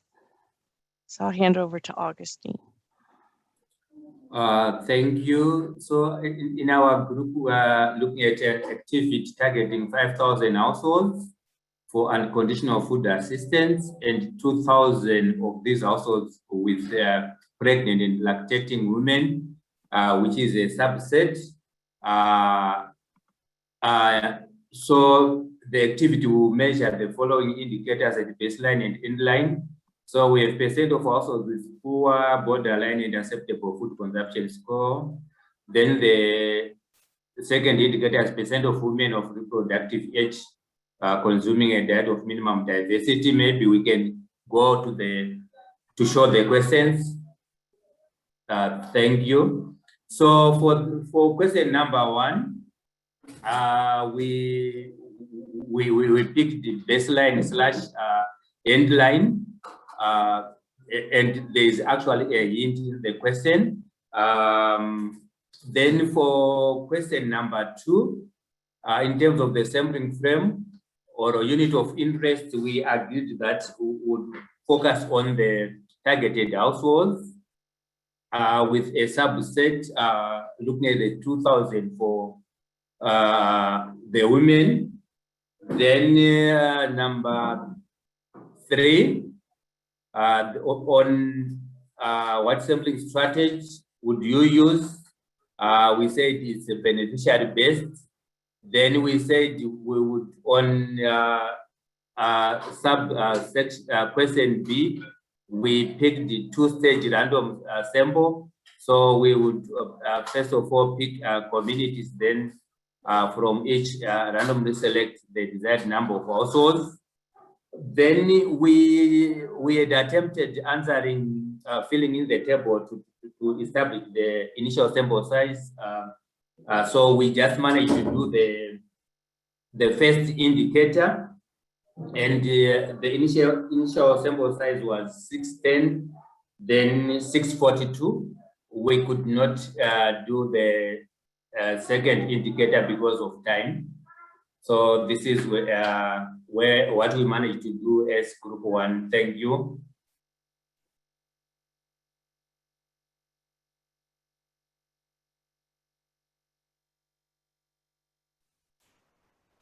So did anyone else have group 1? Did anyone else have this problem? Was anyone else assigned this problem that might have gotten a little further on this table? We did not get further on the table, but I just wanted to see if anyone from group 4 had different comments or questions on different feedback on these questions.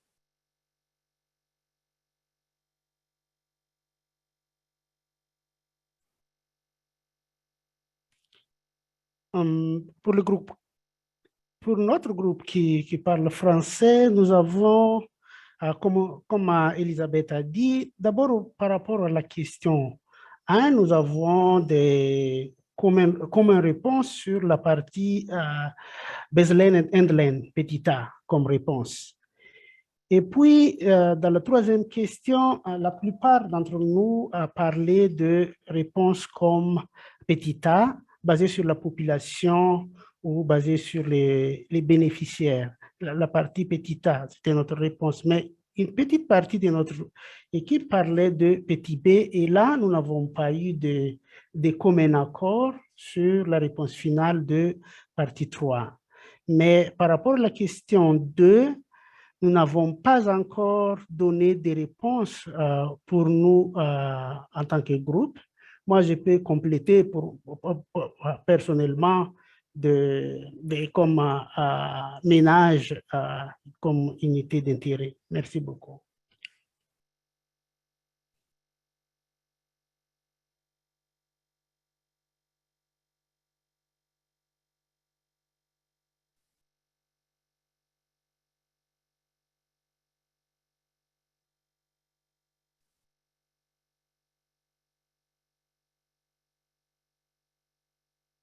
Benita, would you like us to move on to problem number 2, or should we look at the answer table for problem number 1 before we move on? Why don't we move on to the next problem and the next group, and then at the end we can show the answers.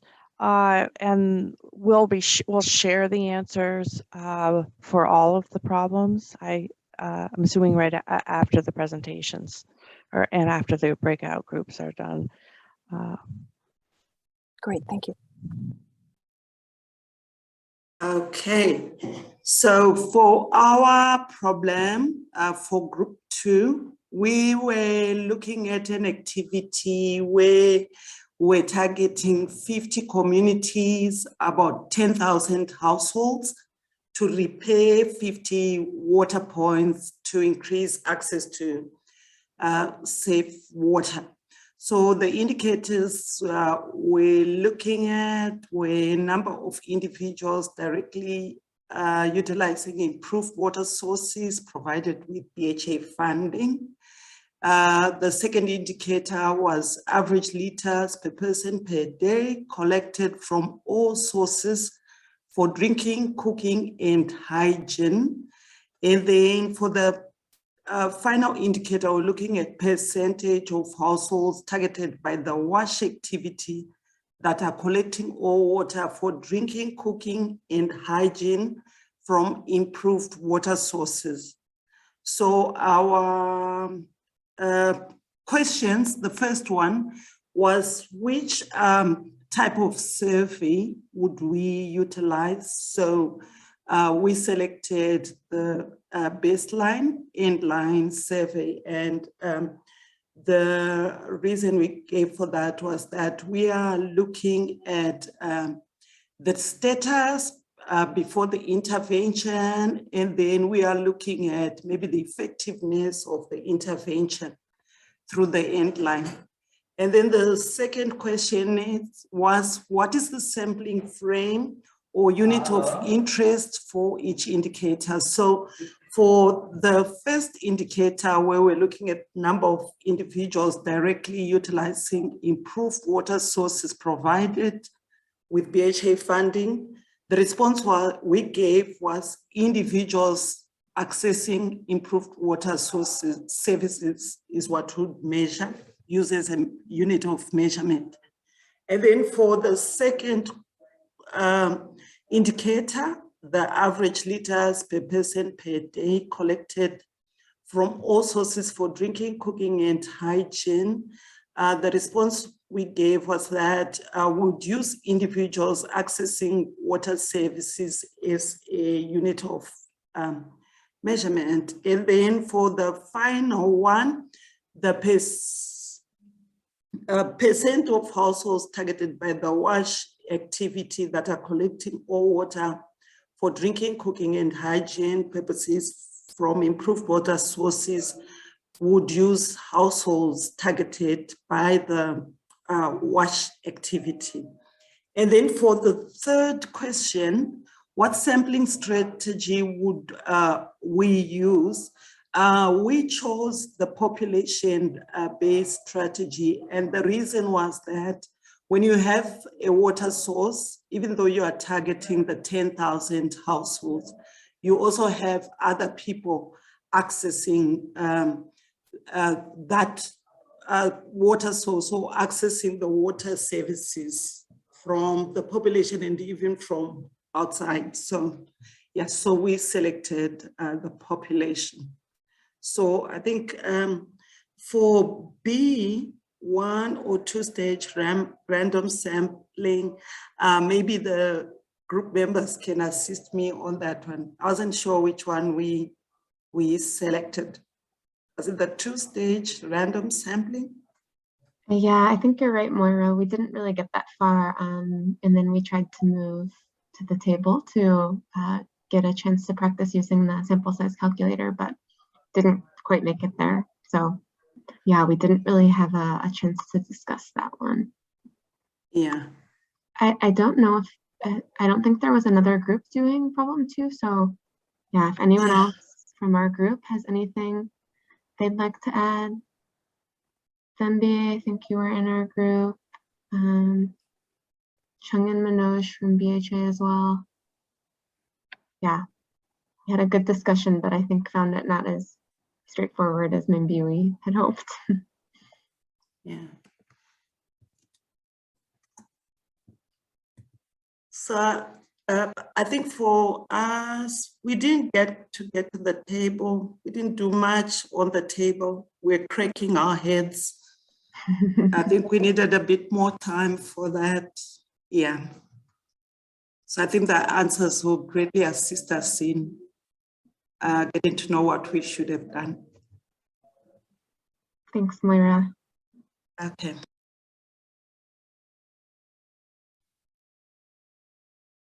Should we hear back from group 5 then, I think was the plan? Group 5 about problem 3.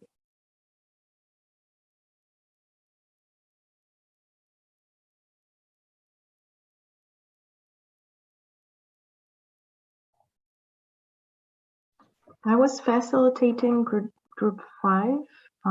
I wonder if one of the participants would be comfortable sharing in English, but if not, please feel free to speak Portuguese, and the interpreter will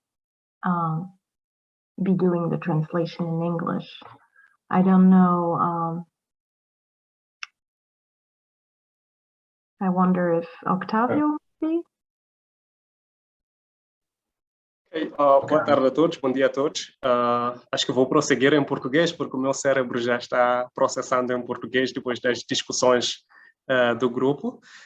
Nós também tivemos desafios com o tempo para completar a planilha em Excel, mas tivemos uma discussão bastante boa em relação às questões e ao problema que nos foi apresentado. E surgiram também alguns pontos adicionais que talvez possamos adicionar depois de eu falar das respostas que nós tivemos.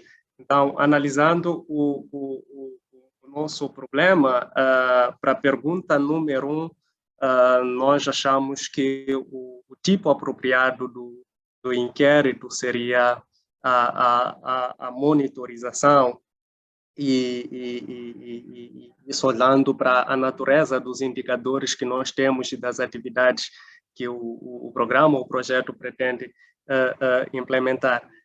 Em relação à própria estratégia de amostragem que utilizaríamos, o grupo chegou à conclusão que o ideal seria uma amostragem baseada no beneficiário, ou seja, o foco seriam os beneficiários que foram assistidos com as diferentes intervenções do programa. Ou seja, se estamos a falar de beneficiários do WASH e queremos medir, por exemplo, a percentagem de famílias que relatam satisfação com a quantidade dos GNFAs recebidos, achamos que temos que coletar essa informação diretamente das pessoas que se beneficiaram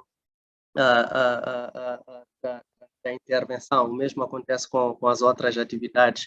Não vou desenvolver muito isso. Uma discussão que surgiu adicional, como eu disse, estávamos em contato com a planilha Excel pela primeira vez e isso não nos deu muito tempo para explorarmos, principalmente a tentar equilibrar alguma terminologia que é nos apresentado em português e outra que nos é apresentado em inglês. Então não conseguimos explorar devidamente a planilha Excel e isso ia requerer mais algum tempo. Mas achamos que o foco seria trabalhar com os beneficiários diretos da nossa intervenção e selecionar a amostra nisso. Um debate adicional que tivemos também foi relativo ao processo das experiências que nós já temos nas nossas organizações ou nos nossos projetos. Temos outras fórmulas que vínhamos usando para calcular, por exemplo, o tamanho da amostra, através, por exemplo, do SurveyMonkey e de outras plataformas online que nos permitem calcular a amostra. E isso acaba nos colocando numa posição de, ok, temos uma nova ferramenta, temos uma nova fórmula, temos nova planilha que temos que explorar. Então, basicamente, a nossa conversa foi mais ou menos em torno disso e muito obrigado.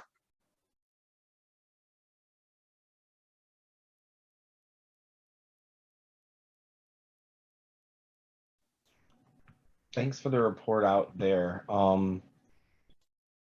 Benita, is there anything you'd like to add as we kind of head into maybe about 5 to 10 minutes of just more general Q&A around sampling? No, I'm sorry we didn't have, I guess we kind of underestimated or what we would need, but I hope everyone will take the time to fill out the examples or fill out the answers to the, use the sampling calculator and fill out the responses. And as Lloyd had mentioned, we will share the responses or share the answers for the sample calculations later on. So thank you all for your participation. And just to underscore that, you know, I know time is short for this workshop where we have 3 hours a day for 5 days. But if you have continued questions on how to calculate these samples, even more so as they relate to your specific context that you're working within, we really encourage you to reach out to Justin, Killian, the BHA team, the IDEAL team. We are here to support you through making those decisions and processes. So if you have questions with very specific contexts in mind, reach out to somebody. You'll have all of our contacts at the end of this workshop, and we're happy to provide that type of support. Killian, I see that you raised your hand. You want to chime in there? Yes, Lloyd, thank you. If a lot of people would want maybe a follow-up session, we can see if myself and Justin can have office hours on Friday to go through this and go through the exercises again for people to be, to be confident in terms of using the tool and understanding how to use the tool. Of course, we will have limitations in terms of translation, but we'll try and, have 1 or 2, maybe an hour, office hour for people to just log in and we go through it again. Thank you, Lloyd. I think that's a great idea. We'll put something in the sign up sheet for tomorrow morning, Killian, for folks to note if that is of interest to them, so we can reach out to the smaller group of people that they are interested for. We do have a few minutes of general Q&A left. We have Benita's here. I mean, she's literally one of the primary authors for the sampling and the guidance that you all use. So I know it's not a lot of time, but if there's broader questions around sampling for Benita, specifically as it applies to your activity or your context, I really encourage you to unmute yourself and ask, or type into the chat box if you're not comfortable unmuting yourself.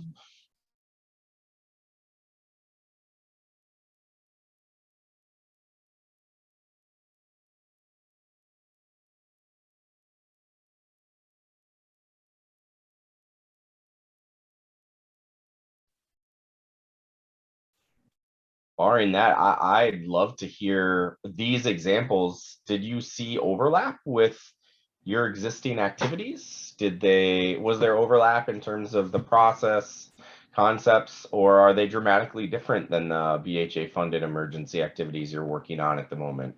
Like, what was that overlap? How did it look with these examples? Be brave. Speak up.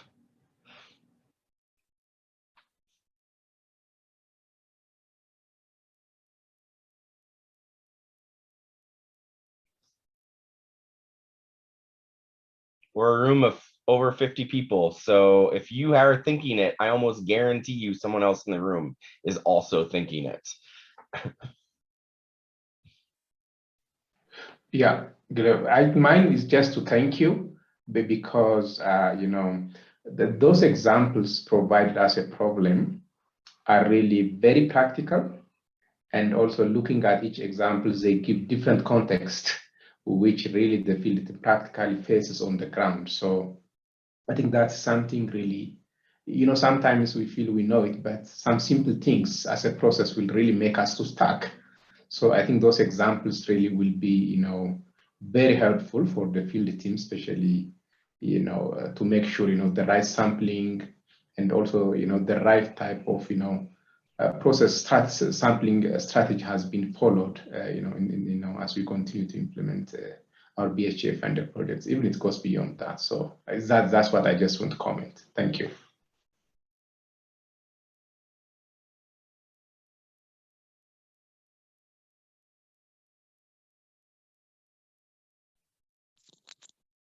Thank you very much. I think the examples were useful, including the whole topic on sampling, looking at how you differentiate whether it's population-based or beneficiary-based, looking at getting into how the program is structured, is designed, whether it's a program which has an effect on a large part of the population, or it's just specific to the beneficiaries which are involved. So I think this was very useful. Thank you.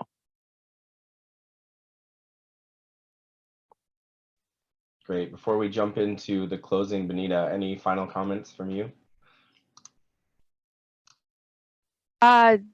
Just thank you all. It's good to hear that everyone felt the examples were useful, and you know, as Lloyd said, we're here to support you all.